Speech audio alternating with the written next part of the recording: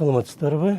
Бүгін 7-ші каналдың обосында 7 күн деген программа өтіп баратқан аптанын негізгі оқияларын талдағанға әрекет қылабыз. Бізде қонақта саясаттанушы, саяси илимдер доктору, профессор жана илимдер академиясының мамлекет жана укук институтунун жетектөөчү илимий кызматкери Жолборс Жоробеков. Рахмат сизге. Рахмат. Ишемби күнү убакыт таап келгениңиз үчүн. Өтіп баратқан аптадағы жаңалықтарды мен 3 топқа бөліп алдым, жазып алдым. Бірінші тобын оқып көрейін, бір 7-8 жаңалық. Қырғызстан, Өзбекстан жана Тажикстандын чегаралары кездешкен жерде 3 мамлекеттин өкмөт башчылары Адылбек Касымалиев, Абдулла Арипов жана Кохир Расулзода 8 январда жолугуп, чегара жана өз ара кызматташуу маселелерин талкуулады.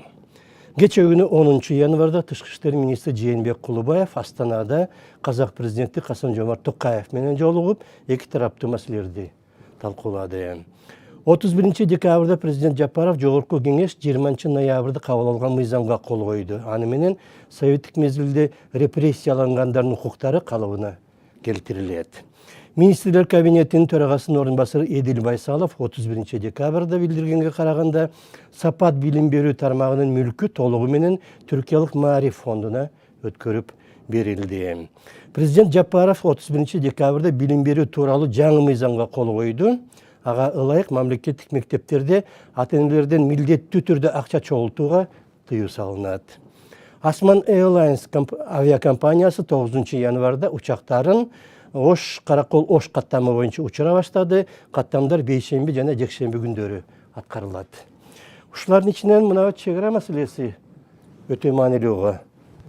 Бу чегара деген айрыкча бизге канатташ жаткан кылымдардан бери чогуу жашаган Советтер Союзунун убагында 70 жылдан ашуундагы чогуу жашадык. Мындай бир шарттуу түрдө эле кандайдыр бир чегара деген болбосо, биздин соода саттык башкалардын бардыгы ошол мамлекеттер менен болот. Айрыкча түштүк тарапта мен деле ошол Кызылкая деген шаардан болом. Анан ары тиги Лейла, Кадамжай деген райондор Тажикстан менен өтө жакын. Бизде ошол тиги Жалал Абад эмелерге чейин бардык Өзбекстан менен. Айтып атканымдын себеби бүт бизде соода саттык, башка нерселер. Ушунда табигый түрдө ушундай калыптанып калган, жаздын астында аларда бышкан, аларда эме болгон нерселер бизге келип, биздикилер күзүндө тиги октябрларда тоо жактагы алмалар жаңы бышып, ал кезде Өзбекстанда эчтеке калбайт, биздикилер барып ушундай соода саттыктары абдан жакшы болуп турган. Кийин биз эгемендүүлүк алгандан кийин мен ойлочумун.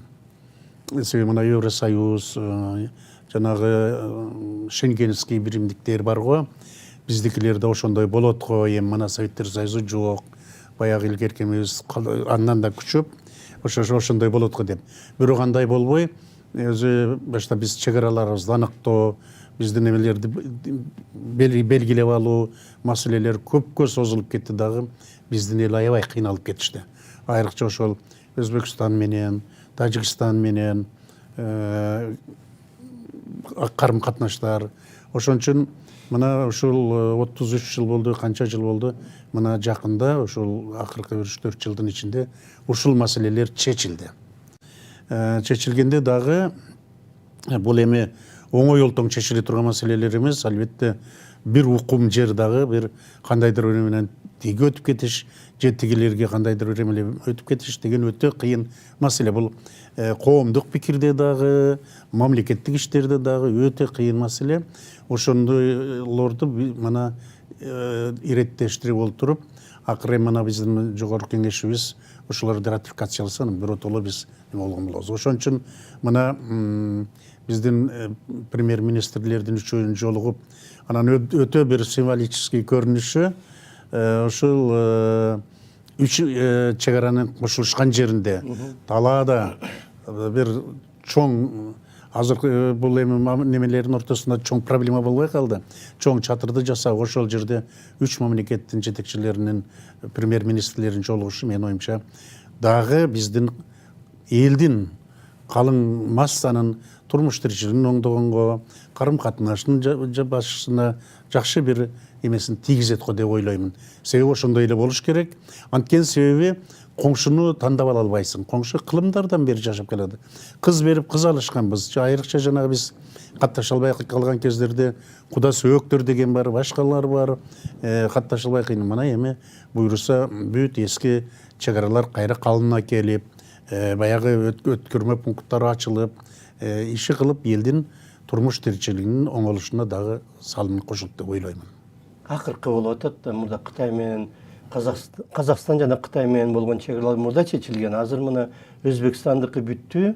Эми мына Тажикстандыкы аяктап калды, мына бүтөт деп атат. Абдан жакшы маселе калбай калат. Себеби бул чек ара деген эми бул алысыраак жактарда билинбейт. Бизде тым эле жашап турган неменин каны сыяктуу да. Мисалы үчүн мен өзүм билген жанагы Кызылкыяда Куйга сай менен 6-7 километрда. Мына бардык нерселерди ал жакта даже кыргыз туугандар да бар да. Кыз алып кыз беришкендер бар. Ошон үчүн менин оюмча абдан жакшы болду.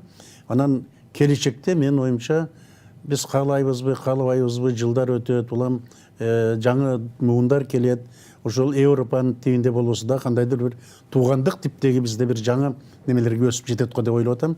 Ошонун эң негизги фундаменти же болбосо жанагы эң биринчи ташы коюлду го деп ойлоп атам да. Ошонун бара-бара адамдардын каттоосу кеңейет, алакалар кеңейет, экономикалык байланыштар күчөйт дегендей. Ошон үчүн бул бизге жакшылык гана алып келиш керек да. Мисалы үчүн Европада кээ бир мамлекеттер ортосундагы чек ара шаарлар аркылуу өтөт экен. Сүрөттөр чыгат, видеолор чыгат, ресторанда отурат, ошол ресторан көчөдөгү ресторанда чек ара тартылган. Эч ким чатакташпай эле жашап атышат. Билесизби, мен дагы бир канча жолу айталы Франциядан Германияга, Германиядан Францияга өттүм машина менен. Атайын ошол кездерде мен шофёрго жана коштоп жүргөн адамдар айттым. Чек араны көрсөткүлүчү чек ара. Машина 100 менен барат. Мына бул жер чек ара деп койду. Бул жерде деле үй турат, тиерде деле үй турат. Мына чек ара, мына деп көрсөтүп коюшат. Мисалы үчүн шаардагыдай да, мына Бишкекте мисалы үчүн Октябрь району бар, 1-май району бар. Идеясын ошондой болуш керек. Бөлүнгөн. Бияк Октябрь району, бирок тиякта жашагандар налогту Октябрь салык инспекциясына кызматына төлөйт. Булар болсо 1-майдын инспекциясына төлөйт алык. Бирок чогуу бир дүкөнгө барат, бир дүкөндөн бир автобуска түшөт, бир чогуу мектепке балдары бир мектепке барат. Бирок жанагы жарандык деген сыяктуу гражданство дегендей.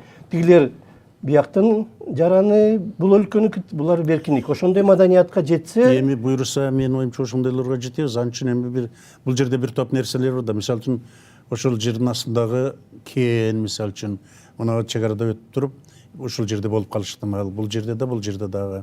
Андан башка суу маселеси, дагы көптөгөн маселелер. Булардын баардыгыны биз жанагы ошол мамлекет менен кошулуп туруп бир жакшы мыйзамдар болуш керек.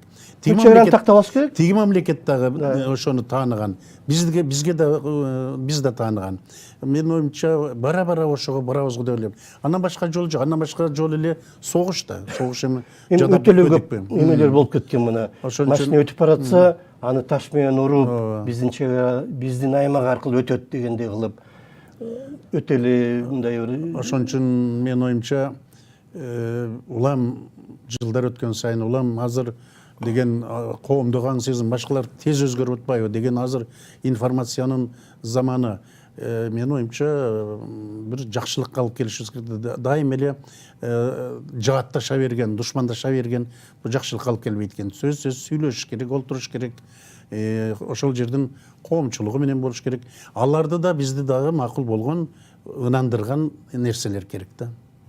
Маданият өсүш керек, а бирок чек ара такталып туруш керек. Биягы Тажикстан, биягы Кыргызстан деп ар ким билген, түшүнгөн жана кабыл алган болуш керек да. Экинчи топко өтөйүн мен, жаңылыктардын экинчи тобуна. Президент Садыр Жапаров 8 январда кол койгон жарлыкка ылайык салык системасы бир гиле жеңилдетилди. Автоунаа жана айыл чарба үчүн пайдаланылган жер тилкелерине салынган салыктар жоюлду. Салык кызматы кечөөгүнү билдиргенге караганда 24-жылы 228 миллиард сом салык жана 74 миллиард сом камсыздандыруу төлөмдөрү чогултулуптур. 23-жыл менен салыштырганда бул 52 миллиард сомго көп. чыгыптыр. Министрлер кабинети 8 январда кошумча нарк салыгы салынбай турган товарлардын тизмесин бекитти. Алар негизинен айыл чарба жана азык-түлүк өндүрүмдөрү. Министрлер кабинетинин төрагасынын буйругу менен товарлардын электрондук жолдомолорун оңойлотуу боюнча мекеме аралык комиссия түзүлдү. Алар өз сунуштарын даярдап бир айдан кийин өкмөткө бериш керек. Жаңы жылдык куттуктоосунда президент Жапаров 24-жылы дүң өндүрүм 9,4%-га өсүп 1,5 триллион сомго жеткенин жана 25-жылы 1 триллион 800 миллиард сом долларын билдирди. Министрлер кабинетинин чечими менен өлкөдө Кылым банк деген 5-чи мамлекеттик банк түзүлмөй болду. Буга чейин 4 банк, Айыл банк, РСК банк, Өнүгүү банкы жана Керемет банк мамлекеттик болчу. Ушулардын ичинен мына салык системасы оңойлотуп жатканын айтсак болот го. Нарын эми мындай да. Мен экономист эмесмин. Бул маселелерде мени өтө кубандырган бир маселе бар. Бул салык деген мамлекеттин каны. Мамлекет ушу салык менен өсөт. Салыктын түрлөрүнө карата мамлекеттин байлыгы, мамлекеттин даремети ушунан көрүнөт. Анан эми мына салыктын түрлөрүнүн жана жоголушу. Мен оюмча булар мындай да, мен оюмча бул вакытынча. Себеби мунун азыркы күндө бул баягы Советтер Союзунан тиги атам заманынан келаткан методдор менен биз салыктарды чогултуп атабыз да. Анан ошону бизге бүгүнкү күндүн талабына жооп бере турган кылыш керек да. Мына мисалы үчүн айталы автомобилди жолду неме жасаш үчүн 1 литр бензинден 1 сомдон боло турган болду. 1 литр күйүүчү майдан. Бул мени абдан кубандырды, чынын айтканда. Себеби мен саясат изилдеген адам катарында. Бизде май азыраак мүмкүн чыгышы ыктымал күйүүчү май. Бирок көбүнчө биз Россиядан алабыз. Россиядан алып келе турган өзүнчө компаниялар бар. Алар айталы айына же кварталда монча миллион миң тонна алып келдик деген кагаздары бар. Кийин сатылганда да ошондой болуш керек да. Кээде бул ортодо немелер жоголуп кетишет. Эми бул азыркы принципте, азыркы немеде бул бир ок менен 2 коёнду атканга мүмкүнчүлүк бар да.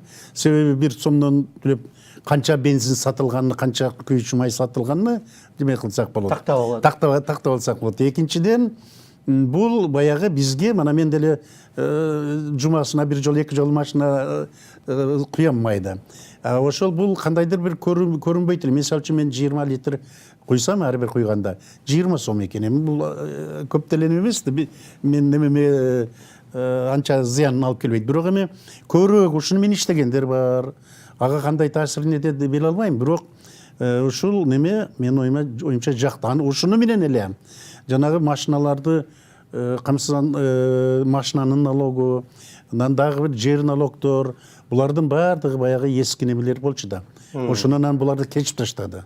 Бүттү. Эми мен оюмча бул биротоло кечилбейт.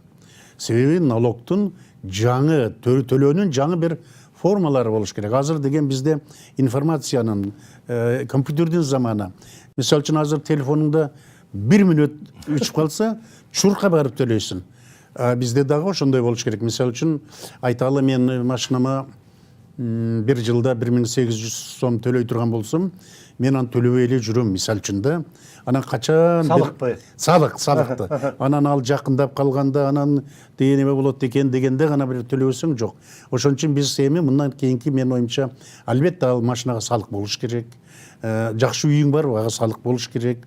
Мен оюмча ошолордун баардыгы кийин кандайдыр бир заманбап азыркы немелерге дал келген.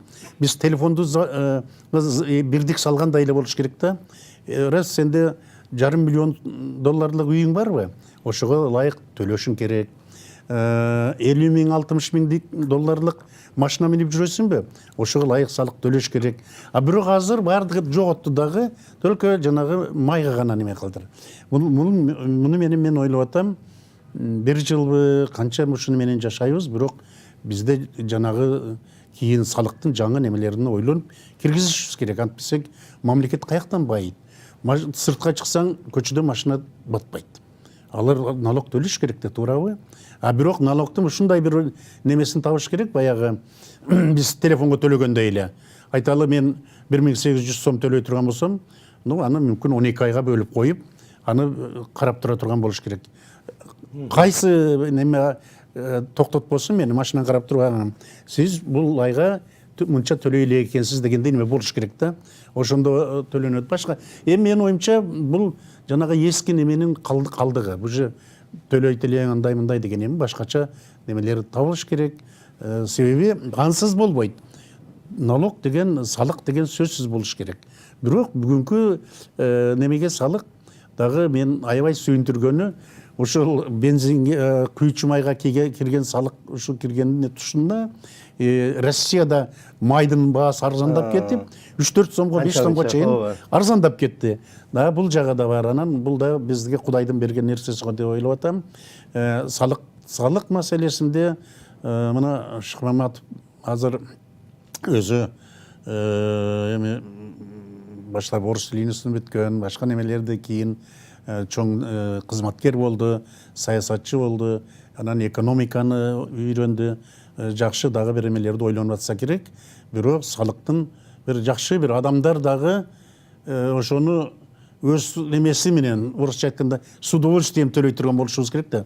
А эгерде салык жанагынтип эле 1900 сом төлөйт экенсиң, тигиндей мындай деп койсоң, төлөбөйсүң деп кокуй деп жүрөсүң. Ушуну бир кандайдыр бир өзүң журка барып эле төлөш керек дегендей неме менен төлөш керек да. Себеби мамлекетибиздин өзөгү ушунда турат. Мына кээ бир өлкөлөрдө, Францияда же Америкада канчалык байлыгың көп болсо, ошончолук салык да көбүрөөк да. А бизде баарыныкы бирдей. Ошондойго акырындап балким өтөт. Мусулман дининде да ошондой да. Мусулман дининде салык деп айтылбайт, эми салыктын түрлөрү көп да. Орозо питер дегени бар, садага дегени бар, башкасы бар, эмелер бар.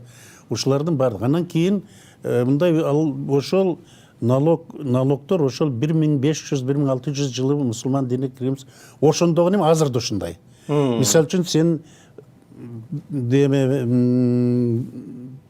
кыймылсыз мүлкүң айталы мынча граммдык алтындын тимесине чоң көп болсо, эгиндин, будайдын бир жок ал башка. Алтындын немесине мисалы үчүн бүт үй мүлкүң тигиндей мындай баардыгы бириккенде баланча $1000 болду да, ошол доллар канча алтын келет? Ошол алтындын немесинен көбүрөөк болсо, өздөрүнүн бир немелери бар. Ошондо сен 40тан 1-ин төлөшүң керек. 40 бөлүктөн 1 бөлүгүнө. Көрдүңбү? Бул деген абдан оңой. Ошон үчүн мусулман мамлекеттерде чурка барып төлөшөт аны. Муну бериш керек деп. Сен айтып аткан жанагы мисалы үчүн орозо питер. Ошол 1 килограмм 600 грамм буудайдын азыр кезде базарда кайсы мамлекет болбосун. Ошол эми бул минимальный эмес. Аны каалагандар аны күрүч менен же башка менен каалагандар жөн эле төлөшү ыктымал да. Себеби адамдардын өзүнүн эмеси менен төлөй турган кылып койгон да мунучу. А тигинти эгерде сен немеңдин жарымын төлөйсүн десе, качат да, сен мана жарымын сен ал, жарымын мен алайын дагы өкмөткө эчтеке түшпөсүн, ушундай болуп калат да. Ошон үчүн өкмөт салыктын бир мындай төлөнө турган болгондо дагы кандайдыр бир жакшы көңүл менен барып төлөй турган немеге жетишибиз керек. Мен оюмча ошондой болот го деп ойлоп атам. Дагы 3-чү топту окуп коеюн мен. Жаңылыктардын 3-чү тобу. Өткөн жылдын аягында президент Садыр Жапаров улуттук дем дүйнөлүк бийиктик деп аталган оңгу жолго кол койду. Оңгу жол деп доктрина дегенди кыргызча оңгу жол деп атаптыр. Кытайдын Кыргызстандагы жаңы элчиси дайындалып, 9 январда Лю Цзянпин ишеним кагаздарын көчүрмөсүн Тышкы иштер министринин биринчи ордун басары Асейин Исаевке тапшырды. Кыргыз фармация мамлекеттик ишканасына таандык Айдан фарма заводу январда парацетамол, ибупрофен, аспирин жана ансикловир деген дарыларды өз күчү менен чыгара баштады. Экономика министрлиги түзгөн таза компаниялар тизмесине 24-жылы 8 ишкана кирди. Алар 3 жылга текшерүүдөн бошотулат жана башка жеңилдиктерге ээ болот экен. Баш прокуратура 30 декабрда билдиргенге караганда мурда мыйзамсыз менчиктештирилип кеткен арак заводу мамлекетке кайтарылды жана анын баасы 610 миллион сом экен. Министрлер кабинетinin төрағасының орынбасары Эдил Байсалов 5 январда Укук коргоочу Азиза Абдрасулова коркпой эле мекенине кайтып келе берсе болот деп билдирди. Жаңы жылдын алдында Абдрасулова өмүр үмүт коркунуч түзүлдү деп Кыргызстандан чыгып кеткен экен. Ушулардын ичинен мынау жаңы доктринаны кандай деп ойлойсуз? Эми бул маселе абдан чоң маселе.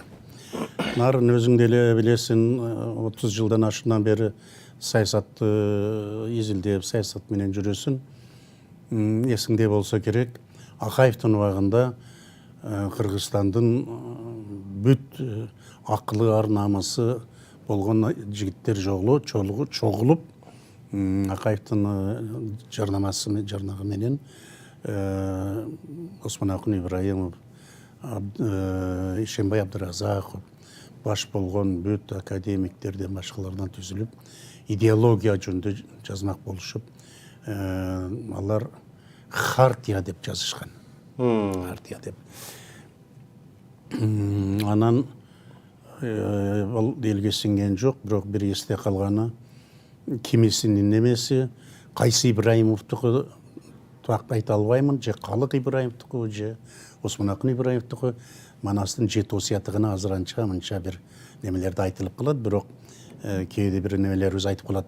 Манас кайсы жерде айтты экен, аны Семетей айтты, Манас айтты, табият менен таттуу жашашты каерде айтты экен. Ушуга окшогон көп нерселер бар, бирок жакшыбы жаманбы ошо Манастын 7 осуяты деп неме кылып жүрөбүз. Эми андан кийин Бакиевдин убагында дагы идеологияны издеп калышты, идеологияны деп. Анан эсимде Султан Раеванда министр культура Султан жасчы сен идеологияны деп ошентип айткан экен.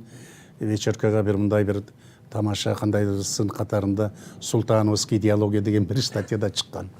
Иши кылып кийин Атамбаевдин убагында, Жээнбековдун убагында идеологияны издеген жокпуз.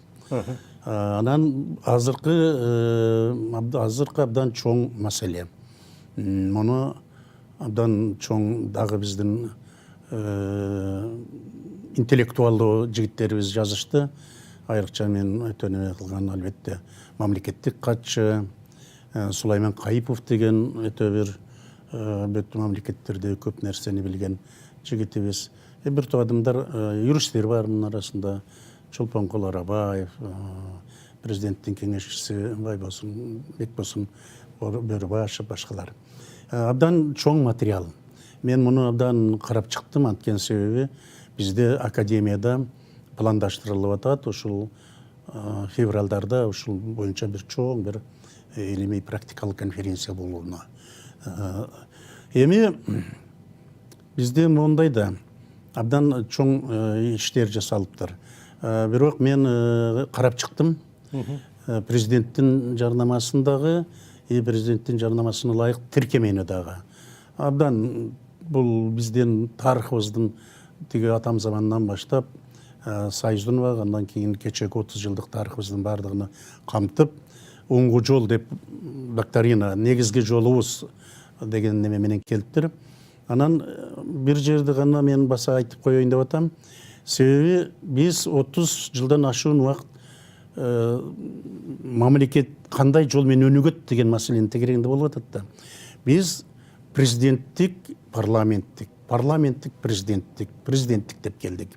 Мына кечээ ушул Садыр Нуркожоевич бийликке келгенге чейин президент эчкимге жооп берчү эмес. Президенттер канча 30 канча премьер-министрлер алмашты.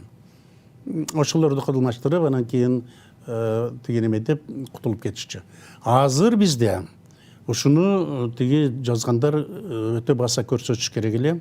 Бизде бардык нерсе президенттин эмеси менен. Кыргызстанда курайдын башы сынбайт, президенттин эмеси жок. Ушундай болуш керек да. Президент аны өзү да айтып атат. Конституцияда да көрсөтүлгөн. Башкаруу немени президент өзү жетектейт, өзү неме кылат деген. Ошон үчүн бул бизге канчага чейин ушул бизди канааттандырат. Себеби биз деген кыргыздар өзбектөрдөй эмес, казактардай эмес, тажиктердей, тем более түркмөндөрдөй эмес. Бизге ушул канчага чейин бизди канааттандырып барат. Эгерде таза болсо, эч кандай бир шектүү нерселер болбосо, немелер болбосо, кыргыздар эки колдоп ишенет, барат. Мына биз ошо жол издеп атабыз да кандай деп. Бул өзү негизи конституцияда көрсөтүлгөн. Биздин конституция ошол идеологияны эмес, ошол конституцияда көрсөтүп турат. Биз кандай мамлекетпиз жана кандай мамлекетти курабыз. Биз азыр супер президенттик мамлекетпиз. Бул эми канча жылга чейин биздин калкты ишендирип, калкты ошого буруп бара алат. Мына ушунда турат. Эгерде бизде узак жылдарга деп азыр эсептеп атабыз, 30 жылга, 40 жылга дегендей нерселер менен. Ушуга чейин болобу? Эгерде бизде жок, эл кайрадан неме болуп чыкса, эгерде президенттин эмесинде биз канааттандырса, биздин эл макул. Биздин элди эчтеке менен алдап же неме кыла албайсың. Акыйкаттык, таза, бардык ачык айрым болуш керек. Мисалы үчүн бизде атам замандан бери азыркы мамлекетти башкаруу, азыркы бүгүнкү мамлекетти башкаруунун бир кандайдыр бир традициясы болгон эмес да. Бизде болгон мүмкүн кандайдыр бир кездер империялар жасадык, башка бүгүнкү мамлекеттин структурасы, бүгүнкү мамлекеттин башкаруунун системасы башкачараак да. Ошон үчүн биз дүйнөлүк эмеден калбашыбыз керек. Ал үчүн эмне кылыш керек? Мана жаңы велосипед жасоонун кереги жок. Азыр биз алгач нарын өзүң деле билесиң, эгемендикти алган жылдары биз батышты эле образец кылып неме кылабыз, бизге ушундай, биз да ушундай болобуз деп. Жок, көрсө андай болбой калды да. Батыш өзү Макрондун тили менен айтканда жинди болуп кетти. Эми кандай? Азыр биз көбүнчө ыктап атабыз чыгыштын эмеси менен. Бирок ошол эле кезде биздин ата бабабызда, дасмыябызда эмне бар? Мамлекетти башкаруу жөнүндө. Мына ошого басым жасашыбыз керек. Себеби мындайды бүт эле мына мисалы үчүн Япония болсун, же болсо Малайзия, Сингапур, ушулардын бардыгы ушул өздөрүнүн тарыхында эмне бар, ошолорду алып, анан жаңы дүйнөлүк эмеде эмнелер бизди канааттандырат. Кандай болот? Мына ушун эмесин. Ошон үчүн менин оюмча, албетте бул узун сөз, мына курултайдын болушу, курултайдын мына 3 курултайда да уже көрсөттү кандай болот, биз кандай жол менен кетебиз. Мүмкүн курултайды баштап айылда, анан райондо, анан кийин облуста кылып туруп, анан бир жетек акыркы курултайды менен республикада жасарбыз. Ушуга окшогон маселелер аябай көп. Мен да бир аракет кылып атам, ушулар жөнүндө бир доклад жасайын деп. Бул абдан чоң нерсе. Бирок кандай болбосун, бизге бул абдан керектүү. Мен айттым го, бул жерде абдан чоң эмгек жасалган, буларды колдош керек жана эң негизгиси элибизге түшүндүрүшүбүз керек. Биз ушундай жол менен барабыз, ушундай жол менен жашайбыз. Башка жол жок. Башка жол болсо, мына Европада мынтип атат, дегенде мынтип атат деп. Ал эмес Трамп мына кечеги немелеринде айтып атат. Америка өзүнүн эмесине келиш керек. Тиерде бир болсо ага, тигиде болсо буга чуркабай өзүбүздүн немебизди карашыбыз керек деп. Ошон үчүн биз дагы өзүбүздө нарк наслибизде эмнелер бар? Башатыбызда эмнелер бар? Ошолорду алып, бүгүнкү күндү мынабы компьютердин заманында кантип ошону неме кылабыз? Мына ошолорду ойлонуп, мен оюмча ошолордун бардыгын бириктирсек, биз буйруса Кыргызстан дүйнөнү кыдырып көрүп жүрүбүз да. Кыргызстандай жер жок, Кыргызстандын элинде эл жок. Только муну бириктириш керек, неме бериш керек. Эсиңде болсо керек, Разаковдун китебинде мен бир жерде жазгам да, Разаковдун докладынан чыккандан кийин эл түмөлө тоону томкоруп жиберген неме болгондой. Мына ошондой болушубуз керек да. Элди ишендиришибиз керек. Эмне үчүн тиги Акаевдин убагындагы немелерге ишенген жок? Себеби коррупцияны күчөтүштү. Айткандары бирөө, жасагандары башка. Эл ишенбейт. Азыр менин оюмча эл ишенет. Азыр коррупция менен болсун, башка менен болсун, жакшы элдин көңүлүнө төп келген иштер жүрүп атат. Убактыбызды аяктап калыптыр. Рахмат сизге. Биз бүгүн өтүп бараткан аптадагы окуяларды талдаганга аракет кылдык. Бизде конокто Жолборс Жоробеков болду, саясий илимдердин доктору, профессор жана Илимдер академиясында мамлекет жана укук институтунун жетектөөчү адиси. Рахмат сизге. Саламатта калыңыздар.